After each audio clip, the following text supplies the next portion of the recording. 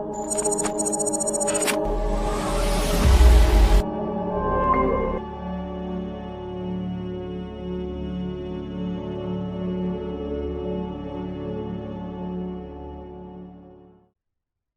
মহান ত্ৰাণকৰ্তা প্ৰভু যীশুখ্ৰীষ্টৰ নামত নমস্কাৰ কৰিছো।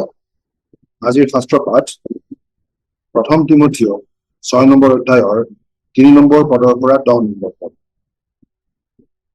কোনোৱে যদি বিভিন্ন শিক্ষা দিয়ে আৰু নিৰাময় বাক্যত অৰ্থাৎ আমাৰ প্ৰভু যীশুখ্ৰীষ্টৰ বাক্যত আৰু ভক্তিৰ অনুৰূপ শিক্ষাত মান্তি নহয়, তেন্তে তেওঁ অহংকাৰ ৰূপ ধোঁৱাত ধোঁৱা লগা, তেওঁ একোকে নাজানে, কিন্তু বাদ বিচাৰ আৰু বাক যুদ্ধৰূপ ৰোগত ৰোগাগ্ৰস্ত হ'ল। সেইবোৰৰ পৰাই অসূয়া, বিবাদ, নিন্দা, শোভামনা আৰু মন ভ্ৰষ্ট হোৱা আৰু সত্যহীন হোৱা মানুহবিলাকৰ দ্বন্দ্ব কাজিয়া উৎপন্ন হয়।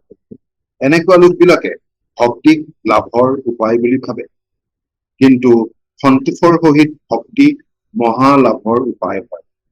কিয়নো এই জগতলৈ আমি একোকে অনা নাই আৰু ইয়াৰ পৰা একো লৈ যাব নোৱাৰো, কিন্তু আমাৰ অন্ন বস্ত্ৰ থাকিলে তাৰেই আমি সন্তুষ্ট হৈ থাকিম।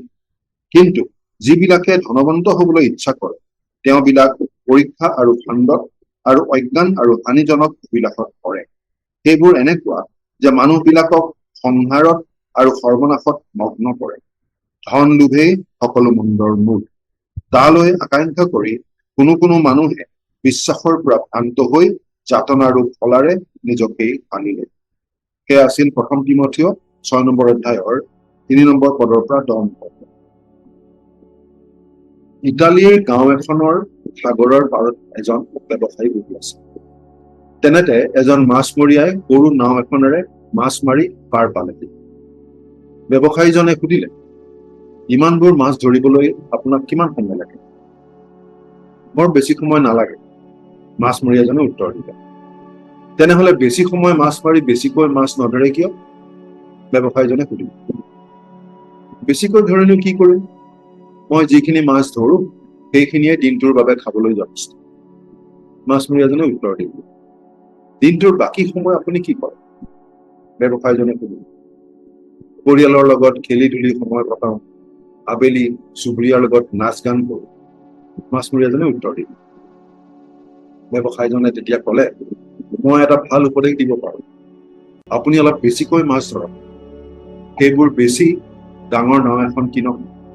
আৰু বেছি লাভ হলে মাছৰ ডাঙৰ ব্যৱসায় আৰম্ভ কৰিব পাৰিব।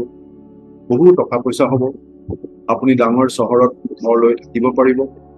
তাৰপিছত আপোনাৰ মাছ মৰা কোম্পানীটো ৰাজহুৱা শ্বেয়াৰ বিক্ৰী কৰি ডাঙৰ কোম্পানী কৰি তুলিব পাৰিব। তেতিয়া কি হ'ব? মাছমৰীয়াজনে সুধিলে। আপোনাৰ যথেষ্ট টকা পইচা হোৱাৰ পাছত সাগৰৰ পাৰত এটা ডাঙৰ বাংলো কিনি দিনটো সাগৰৰ পাৰত আৰামেৰে কটাব পাৰিব।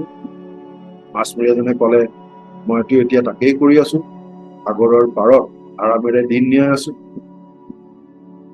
মানুহক যিমান ধন দিলেও আচলতে মানুহ সন্তুষ্ট নহয়। মানুহক কেৱল লাগে আৰু লাগে। কিন্তু বাইবেলত আমাক সন্তুষ্টিৰে ভৰা জীৱন কটাবলৈ কোৱা হৈছে। সন্তোষৰ সহিত ভক্তি মহালাভৰ বিষয় বুলি কোৱা হৈছে।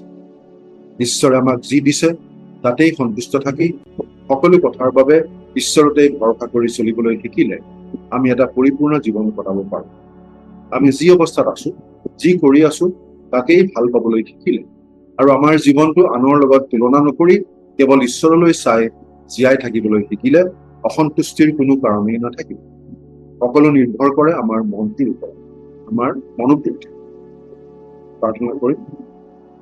স্বৰ্গত থকা পিতৃ ঈশ্বৰ, তুমি যি দিছা তাতেই যেন সন্তুষ্ট থাকি সকলো কথাৰ বাবে তোমাতেই ভৰসা কৰি যেন চলি থাকিব পাৰিম আৰু জাগতিক লোভ মোহৰ কবলত যেন নপৰিম, আমাক এনে আশীৰ্বাদ কৰা। আজিৰ দিনটো তোমাৰ হাততে গতাইছো। ত্ৰাণকৰ্তা প্ৰভু যীশুৰ নামত আমেন।